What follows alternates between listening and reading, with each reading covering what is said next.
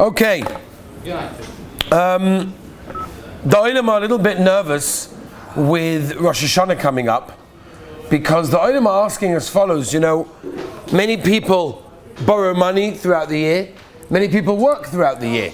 And the question is whether or not Shmita this year, being the end of Shmita, is going to cancel out any of the loans that you have and any of the money that you are owed. So for example, if you worked over the summer and somebody owes you money and they say, listen, I'm gonna get it to you, whatever it is, I'll get you the money. You don't have the money now. This Rosh Hashanah, Haba Aleinu L'Toiva, is Rosh Hashanah this year going to take out all of the loans, what we call Shmitas kesafim. Okay, it's a very unique halacha.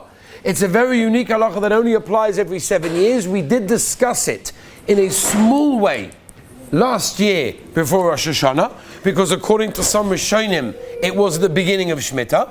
But as we will see, it applies at the end of Shmita. So if, for example, you have a roommate that you lent him 100 shekel, and he'll pay you back $100, he'll pay you back. I'm not worried about that. Comes along Shmita, and Shmita will cancel the loan, right? You guys are learning Makkos, you see that from there also. Now let's understand that from a very practical level, because it's very, very negaya to many, many people, right? Sitting in this room right now, people that number one, borrow or lend, people also that are owed money for working purposes. If you have a bank and you put money in a bank, how does this apply to you? And so on and so forth. So, lemaisa like this. There is a machlokes, without going into too much detail about Shmita, because I'm not going to go into it in so much detail, maybe after Rosh Hashanah, Be'ez Hashem, B'li Neder, we may discuss a little bit that's nageya to Shmita here in Eretz Yisrael, for example, the inyan of fruit still being Kedusha Shvius, maybe even Sfichim. There's lots of different ideas that we may have to discuss, which are still relevant for us here in Eretz Yisrael. But this is nageya to everyone, both in Eretz Yisrael and in Chutz La'aretz, as we will see. Now there is a machlokes Rishonim. If Shmita Bizman Hazeh is a Da'oraisa or a D'Rabbanan. Okay, the Balaita and the Ramban held that a Shmita Bizman Hazeh is a Da'oraisa.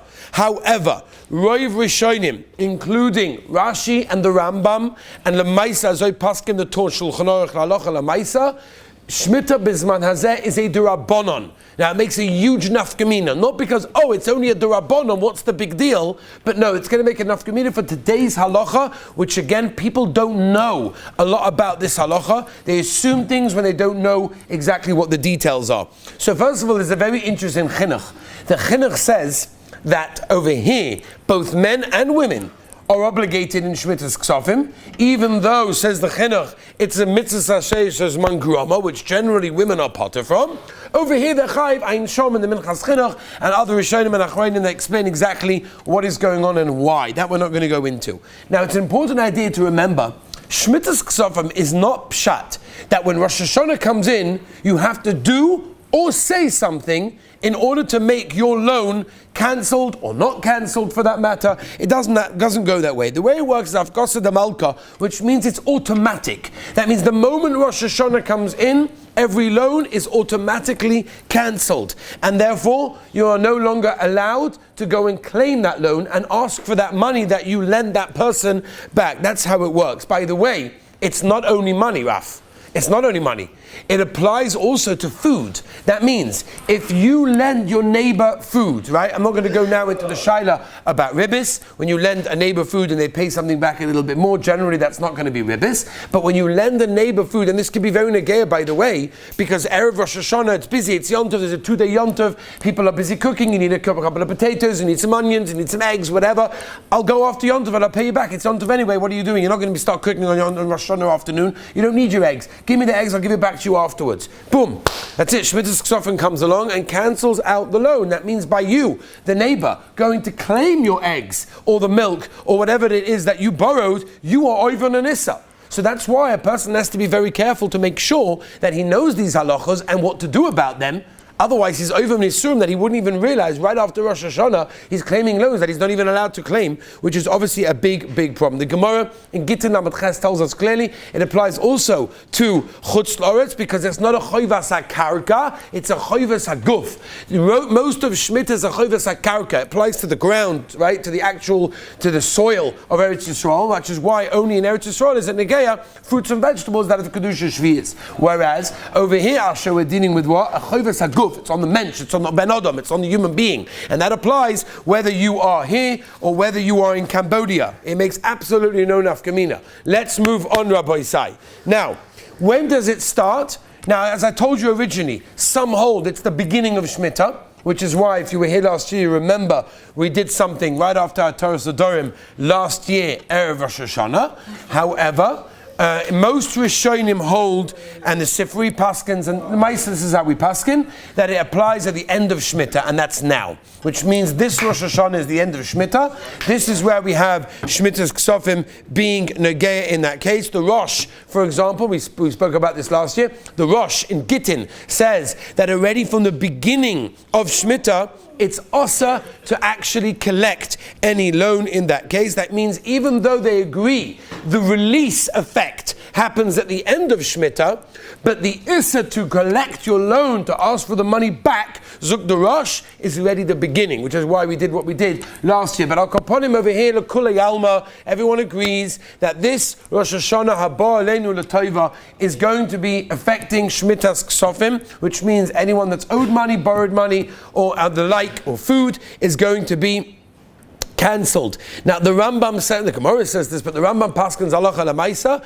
that even if a person comes along and says that, right, the lender, for example, says, I don't want Shmita to cancel this loan, I'm lending money al manas that Shmita will not cancel. It doesn't work. It's a mefurish Gemara. You guys are learning it in Makkos now. The Rambam paskins halacha lemaisa that it does not help to make any stipulations when it comes over here. Now what happens if the borrower wants to return the debt? In other words, we understand the lender can't ask for the money back after Rosh Hashanah. But the borrower says, listen, I would like very much to pay you back. I borrowed money, I would like to pay back. So this is Mefurish, a Mishnah beginning of Perek Yud in Shvi'is, that if the borrower comes along after Shemitah to pay it back, the lender has to say, I'm sorry, you are pata, Shemitah has come along, Shmitas kesafim has been in effect, you are pata, you do not have to pay me the money. If the borrower says, I don't care, I still want to give it back, so Chazal tell us, again, Mefurish, that you're allowed to accept it because it's a gift. Well, you want to give me $100 as a present? No problem, I'll accept your $100 as a present. But you're not paying back the loan because there is no loan anymore, right? It's not a shtick. It's simple. Shemitah cancels it out. You want to pay me back the loan because you feel bad? It's a present. You're welcome to give me a present, and I'm obviously welcome to accept it without any problems whatsoever. Moving on, Rabbi Isai. What about, and this is very, very common shaila, what happens if you have credit in a store?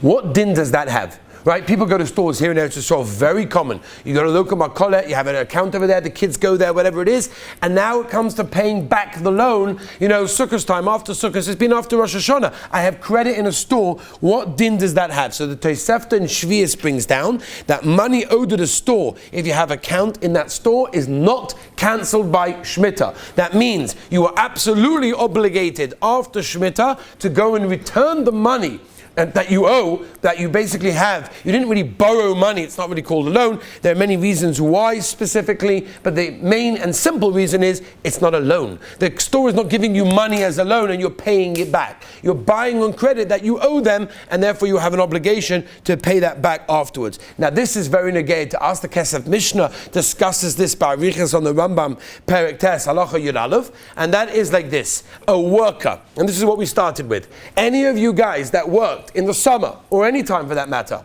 and your boss owes you money for the work that you did, he owes you a salary, he owes you for the work that you did, and he hasn't paid you yet, and he says, no, just give me a couple of months till I get the money together, I'm going to send it over to you guys, don't worry, it's going to work. Then in a Hanami, then the question is, after Rosh Hashanah, are you allowed to accept it? Are you allowed to ask for it? Is he allowed to give it? That's the shaila. So the Kesef Mishnah says, and we paskin like this la halacha, that money that is owed for work that was done is not considered to be a loan, and therefore if it's not a loan, it's like credit in a store, simply because your boss didn't you didn't lend him money. He didn't lend you money. He owes you money for work that you've done. He hasn't lent you anything. Memele is not the Kesef Mishnah. That's the same idea as credit in a store, and therefore it is absolutely obligated in all the regular obligations after Shmita continues. Now, Rabbi said, let's get a bit practical. So these are the general halachos that are negeya. These are the halachos that are negeya, which are important. Again, like I told you, this could be negeya. It's an issa, alisa de rabbanon for sure, that a person goes to his roommate after Rosh Hashanah and says, do you remember I lent you 100 shekel when we were buying falafel or in this farm store? I want the money back, right? Or, like I told you, a neighbor that you borrow potatoes or eggs from, right? How many people, how many neighbors are over on this issa without even realizing it applies to eggs? Go around asking the kollel guys that you know that it applies to eggs. They have no idea. That applies to money. Shmitas kesafim. Kesafim, Art Scroll says kesafim is money. So obviously it means money. Who said it's talking about eggs and milk and cheese and everything else and potatoes? Oh, but the Maisa, the Olam have to know that it applies to products as well. So what do we do Lemaisa? What do we do Lemaisa? So it's very simple. If at the end of the day, before Rosh Hashanah, the lender comes along and hands over all of his debts to the Beis Din. In other words, basically he gives his loan to the Beis Din and asks them to collect the loan. So then Shmita will not go along and cancel that loan. Why? Because Shmita only cancels out a loan from an individual, not to a Beis Din. How that works exactly we're not going to go into because obviously it's going to take us too long. But that is the situation. By the way, there are many people that have a minig to lend some money or even food, dafka, between the prusbul, which we'll discuss, and Rosh Hashanah, so that they are yaitza, this mitzvah of Shmitas kesafim, and the money or the food that he lent will be cancelled.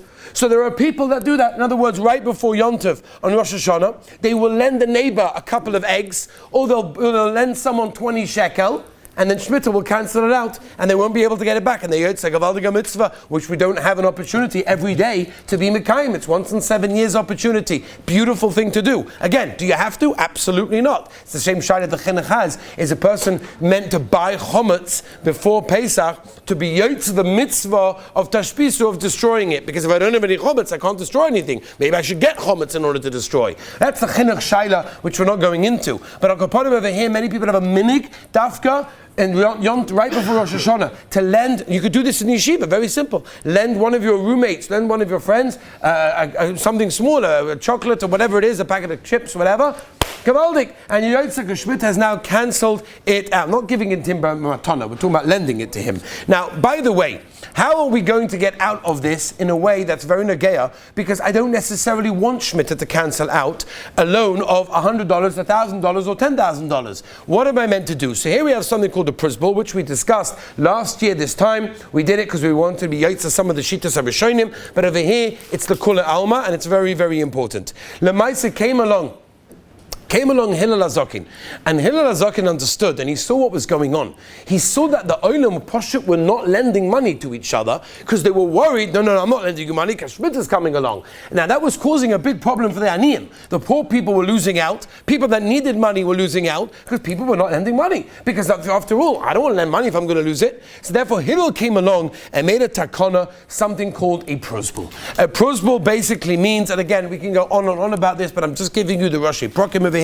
A prusbul basically means, as we said before, if you hand over your loans to Beis Din, then Beis Din are allowed to collect them for you, because Shmita only cancels out an individual loan, not one that's made to Beis Din. Once Beis Din have the reshus to collect it, it belongs to Beis Din, and Mamela you're allowed to collect it. So a prusbul basically means is I'm giving it over. Now everybody asks, right, starting from the Gemara in Gittin Daf Lamed Vov, how is it possible, in fact the Gemara, for Hillel to be mesaken something, which is a Rabbanon, obviously it can't be more than that, to come along and be mavatala daraisa. There's a pasuk in the Torah that says that you're not allowed to go and collect your loans after Shmita, and comes along Hillel and says, no, it's okay. You write a piece of paper, get 3 people after, Erev Yom Tov to sign it, you're good to go. Slicha, Rabbanon, daraisa, famous kasha in the Gemara in Beitza, legabe Erevin, but legabe Erev Tavshilin, same kasha as well. But al kaponim azoi frek the Gemara in Gittin already, right? Everybody asks this kasha. Many answers, let me just give you 1 or 2 of them. Number 1, nowadays, as we said, Shem Roiv Rishonim, the Rambam, Rashi, and that's how we paskin, the Torah as well paskins this way, and that is Shmitas Drabonon. Since Shmitas are Drabonon, Memela came along Hillel, and he's allowed to do that. And someone is saying Lemaisa, The reason is because Beis Din have the right to make something hefka, and therefore they have the right to be mafka something. They have the right to do this, even though it's a daraisa. Beis Din have the right. And again, this requires obviously a lot of explanation, which we're not going into now. What's important to know for everyone, I'm going to take it afterwards because I'm trying to cram everything into one thing. Is that okay? So, if you read it principle, you keep in kind of No, after principle then you can, because then you lend afterwards. That's why after the principle they lend afterwards, because that's not included in the principle. Yeah? Okay.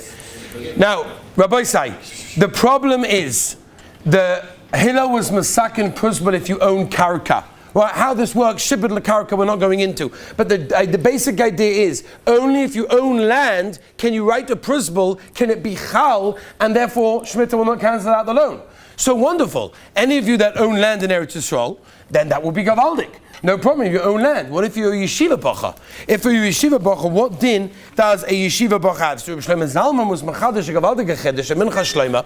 He brings down that a yeshiva bacha that is allowed, that has permission to use the yeshiva premises to sleep in. He has rights to the dormitory. He has rights to sleep. He has dalad amas over here in the dormitory. Zuk Shlomo Zalman. He can, number one, sleep there. Number two, he can store his things there. And therefore that is considered to be that he has land, and therefore a principle will work. Be careful that if you live in a different country than the lender or the borrower, you're in Eretz Yisrael, he is in America, and obviously Rosh Hashanah comes in sometimes 7, sometimes more, depending on your hours difference than you writing the principle. Make sure you write it at a time that both of you in both time zones are going to have a principle. Now again, over here in Yeshiva and in most places in the world, they do it Erev Rosh Hashanah after Ataras Nedorim, on Erev Rosh Hashanah after davening in the morning, which is what we do here, which is what probably 9 o'clock, whatever time it is, which is for sure good in most time zones in the world, and therefore you are probably going to be okay. When you write the principle, which is what we are going to be doing, we are essentially giving over our loans to Beis Din.